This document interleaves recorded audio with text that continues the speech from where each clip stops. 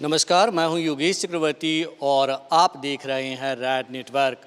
बिहार विधानसभा के चुनाव खत्म हो चुके हैं और देश के तमाम टीवी चैनलों के एग्जिट पोल सामने आ चुके हैं, जिसमें महागठबंधन को बड़ी जीत बताई जा रही है। यही नहीं, कहा जा रहा है कि तेजस्वी यादव इस बार के बिहार विधानसभा चुनाव में देश की राजनीति में एक सूरज की तरह उभरे हैं, चमकता सूरज की तरह उभरे हैं। इसी मसले पर बात करने के लिए हमारे साथ आरजेडी के वरिष्ठ नेता तनवीर हसन जी हैं। आइए उनसे बात करते हैं। सर, जीत की हम अग्रिम बधाई दे रहे हैं आपको। बहुत धन्यवाद, आपको भी बधाई है। सर, ये बताइए कि जिस तरह से देश के तमाम टीवी चैनलों के एग्जिट पोल कह रहे हैं कि महागठबंधन जो है वो मतलब पूर्ण बहुमत से सत्ता में आएगी और सरकार बनाएगी, क्या कहेंगे आप इस पे? पूरे इलेक्शन के दौरान ये बात तो जनता ही बता रही थी कि इस बार परिवर्तन और बदलाव की हवा है। ये जो एग्ज़िट पोल है, ये एग्ज़िट पोल तो उनका बात का रिज़ल्ट है ना। हम लोग तो इलेक्शन का शुरुआत किया, तभी से जनता के बदलाव की चाहत को हम लोगों ने पता कर लिया था कि जनता इस बार बदलाव चाहती है और जनता आगे आगे थी हम लोग से। ये बात भी इस बार पता चला।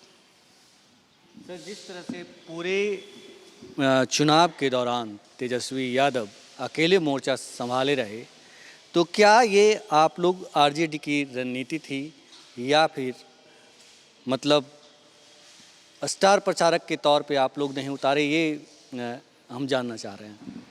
देखिए, तेजस्वी हमारे नेता है। जी।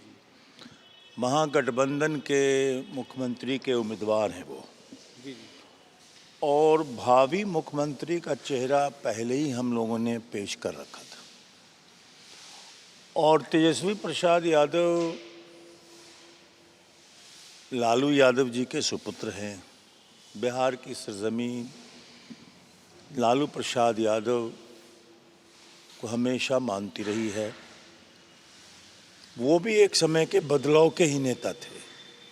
स्वाभाविक है कि तेजस्वी प्रसाद यादव में उन गुणों का आना स्वाभाविक है और तेजस्वी प्रसाद यादव ने भी वो अपनी सक्षमता को, योग्यता को और पीपुल चाहत को रिफ्लेक्ट किया।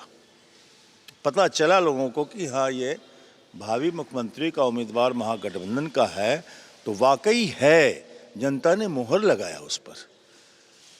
इसलिए तेजस्वी प्रसाद यादव ने एक इतिहास गढ़ा है। जिस उम्र में उनके पीछे जनता ने बदलाव की राजनीति को आगे बढ़ाया है, ये शायद इतिहास की पहली घटना होगी। और इतनी कम उम्र में किसी राज्य का नेतृत्व संभालने की जिम्मेदारी के लिए जनता ने पसंद किया हो, ये एक नया इतिहास होगा। जिस तरह से सर चुनाव के दौरान प्रधानमंत्री नरेंद्र मोदी और सीएम नीतीश कुमार से लेकर के तमाम केंद्रीय मंत्रियों ने तेजस्वी यादव के खिलाफ मोर्चा खोले रखा और यहाँ तक प्रधानमंत्री ने कहा कि वे जंगल के युवराज हैं, तो क्या लगता है कि जनता ने जो है उनके इस आरोप का जवाब दे दिया है? जंगल राज की बात कहने वाले लोगों के मुंह में कालिख लगा दी है। पहले जनता से एक गलतफहमी हुई थी कि मोदी जी जो भी कहा करते थे वो फूल झड़ने के समान था। लेकिन इस बार मोदी जी ने जो जो कहा उससे कांटे ही बरसे हैं और जनता ने उसको करारा जवाब दिया। जैसे जैसे एनडीए के नेतागण तेजस्वी प्रसाद यादव पर हमलावर हुए हैं, वैसे वैसे बिहार की जनता तेजस्वी प्रसाद के साथ गोलबंद हुई है। ये बात अंदाज़ा कर सकते हैं कि मोदी के खिलाफ नापसंदीदगी पूरे बिहार में जनता के बीच में कितनी ज़्यादा है, इसका अंदाज़ा इसी से लगा सकते हैं कि वो प्रभावहीन और बिल्कुल प्रतिक्रिया में दिए गए उनके भाषणों को जनता ने रिजेक्ट किया है। और अब तो ये सारा डिस्क्रेडिट भारतीय जनता पार्टी साजिश कर रही है कि ये डिस्क्रेडिट मोदी को न जाए, ये डिस्क्रेडिट कहीं और चला जाए। लेकिन नीतीश कुमार की ओर। हाँ, एनडीए गठबंधन अब अपने चेहरे को बचाने की कोशिश में है और उस कोशिश के चलते हम समझते हैं कि उन लोगों की जो चुप्पी अभी है वही सोच रहे हैं कि अब कैसे हम इसको स्केप करें, चूँकि जनता ने रेड हैंड पकड़ लिया है इस बार उनको, और जनता में उनकी जो अलोकप्रियता है वो बिल्कुल स्पष्ट हो गई है। और तेजस्वी एक नौजवान ने उनके तमाम इरादों को विफल कर दिया। ये मामूली बात नहीं है। ये नेतृत्व की एक करिश्मेटिक, पहले तो केवल लालू यादव ही करिश्मेटिक लीडर कहलाते थे, अब तो राष्ट्रीय जनता दल ने तेजस्वी के रूप में एक करिश्मेटिक लीडर पैदा कर दिया है। अब कैसे सामना करेगा एनडीए? उसके सामने कौन लीडर है, उसके पास कौन लीडर है तेजस्वी के समान? इसलिए ये जितना भी एनडीए के नेताओं ने तेजस्वी को उल जलूल कहा, आपने देखा कि तेजस्वी ने कितनी शालीनता से उसका उत्तर दिया। आपको पता है कि तेजस्वी ने कितना मैच्योर ढंग से कि प्रतिक्रिया में, नौजवान होने के बावजूद कोई ऐसी प्रतिक्रिया उन्होंने नहीं दी। उन्होंने बहुत शालीनता से या तो नज़रअंदाज किया या जवाब भी दिया तो बहुत ही शालीनता और विनम्रता से दिया। ये जीत है तेजस्वी प्रसाद यादव की और ये मैच्योरिटी है तेजस्वी प्रसाद यादव की। सर, जिस तरह से आप लोगों के सिर चढ़कर बोलता था मोदी मोदी सभाओं में, बिहार विधानसभा का ये चुनाव ये भी साबित कर दिया कि मोदी का जादू है जो लोगों के सिर से उतर चुका है और मोदी जी के दावे वादे के अंतर को जनता है जो समझ चुकी है पूरी तरह से। देखिए, मोदी जी का जादू तो पहले ही उतर चुका था। 15 में भी मोदी जी ने दर्जनों सभाएं की थी। 15 का गठबंधन भी बहुत ही स्ट्रॉन्ग लालू जी के नेतृत्व का गठबंधन था, लेकिन उस गठबंधन के साथ जो जनादेश का उल्लंघन किया हमारी एक पार्टनर पार्टी ने, श्री नीतीश कुमार जी ने, उससे जनता का आक्रोश भी इस इलेक्शन में जाहिर था कि एक गठबंधन को बीच में ही धोखा दे करके निकल जाने वाले व्यक्ति को भी सज़ा देनी थी। और मोदी जी का जो अब मोदी मोदी मोदी जो नारा लगाने वाले मंच के आगे में कुछ लोग हुआ करते थे, अब वो कहाँ नज़र आ रहे हैं। इसलिए मोदी का बुखार पूरी तौर पर उतर चुका है, मोदी की लोकप्रियता पूरी तौर पर उतर चुकी है।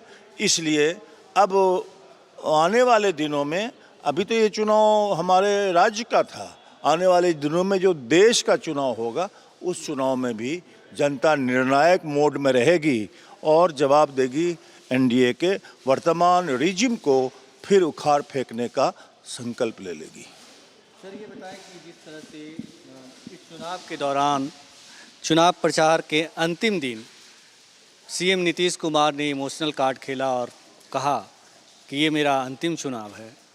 क्या जनता उस इमोशनल कार्ड में भी इमोशनल नहीं हुई? वो इमोशनल ब्लैकमेलिंग थी जिसका जनता ने नोटिस नहीं लिया। ये बात कहने के बावजूद कोई भावनात्मक प्रतिक्रिया जनता ने रिस्पांस नहीं किया। इससे जाहिर है कि उनका ये कार्ड भी फेल कर गया और अंतिम चरण का चुनाव भी महागठबंधन के पक्ष में ही जाने का संकेत एग्जिट पोल भी दे रहा है और जनता के स्तर पर भी हम लोगों की जो सूचनाएं हैं वो सब ही हैं कि वो कार्ड भी उनका विफल हो गया और बारी बारी से हर कार्ड उनका विफल होता चला गया इस बार।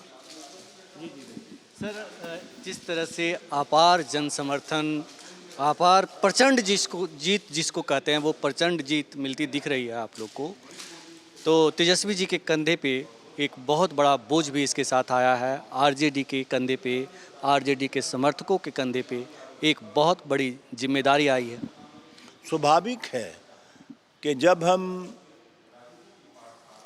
जनता के मैंडेट से किसी स्थान पर पहुंचेंगे तो उसके साथ साथ हमारी जिम्मेदारी भी है। और मैं समझता हूं कि तेजस्वी के लिए बहुत सारी संभावनाएं हैं कि उन चुनौतियों का भली भांति वो सामना कर सकते हैं।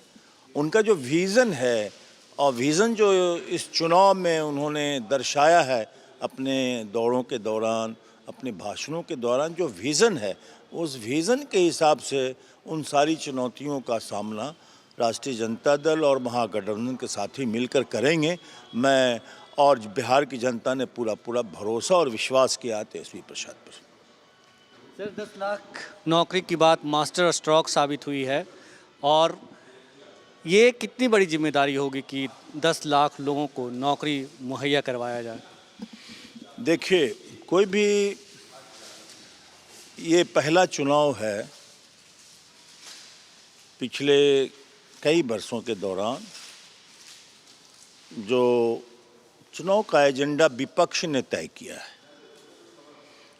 तेजस्वी प्रसाद यादव ने जो पहले चरण में जो मुद्दा दे दिया राज्य की जनता को, बाद में जो सत्ताधारी गठबंधन है उसने भी उसको फॉलो किया।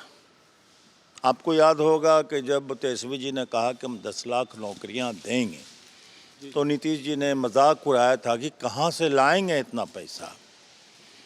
और फिर तीसरे दिन भाजपा के नेता ने कहा कि हम 19 लाख रोजगार की संभावना टटोलेंगे। यानी उन्होंने फॉलो किया तेजस्वी प्रसाद यादव को, लेकिन फिर भी क्लियर नहीं कहा हम संभावना रोजगार की टटोलेंगे। तेजस्वी प्रसाद यादव ने तर्क के साथ कहा कि हम ये क्यों कह रहे हैं। हमारे यहाँ सरकार के विभिन्न विभागों में आप देख रहे हैं बरसों से रिक्तियां हैं और हैंड्स बिल्कुल धीरे धीरे जो रिटायर हो रहे हैं उसके साथ ही कोई बहाली नहीं हो रही है। जो पद रिटायरमेंट में खाली हो रहा है वो रिक्ति हमेशा रह जाता है। और पिछले 15 वर्षों में सरकार ने नौकरी नहीं दी, बेगार करवाया। और जितने भी स्वीकृत पद थे विभागों में उन पदों को बिल्कुल समाप्त कर दिया। और बहाली क्या की?